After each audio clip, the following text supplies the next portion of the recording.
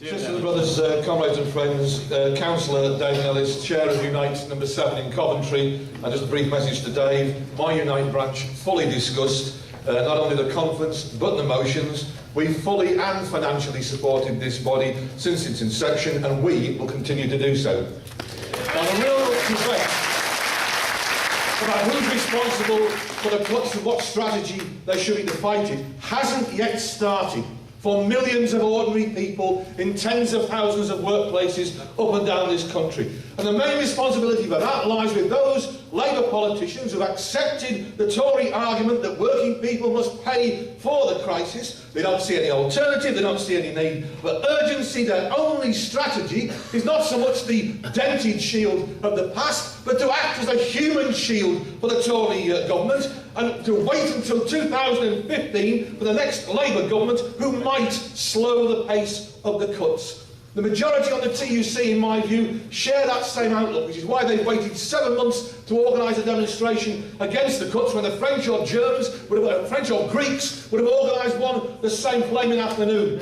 We need a national anti-cut campaign that will oppose all cuts and give heart to those tens of thousands of council workers whose jobs are due to go in the next 4 or 5 weeks up and down the country. Now, regretfully, there are some who want those Labour ideas and the councillors who are voting for cuts to infect local anti-cuts campaigns, and I think that's a mistake.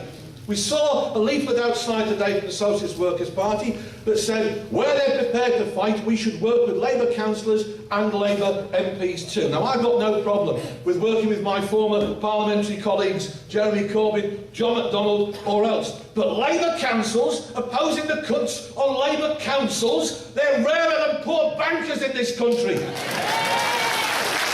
we saw the effect of that in Coventry this week, when comrades from the Right to Work organisation have argued for the last 3 or 4 meetings in our Coventry against the cuts meetings, for Labour councillors to attend our meetings, got their wish. Labour councillors came on Tuesday, including the Chief Whip of the Labour group, who announced 1, a new Labour Party trade union campaign on cuts in Coventry, but only opposed to government cuts. 2, queried our right to have a lobby of the Labour Council on the 15th of February against the council cuts of 1,000 jobs and millions of pounds worth of cuts. And then he and the Labour Party members voted against this body having the right to decide for it to set up an anti-cuts campaign. Now, why is it such a mistake? And I'll have to finish with this point. Others I wanted to make. I think the trouble is the comrades putting these points of view forward lack shop floor experience. If you're in a factory negotiating a pay claim or against redundancies, you don't invite management to come to every union meeting. To moralise and to mobilise the wish of the rank and file of fight.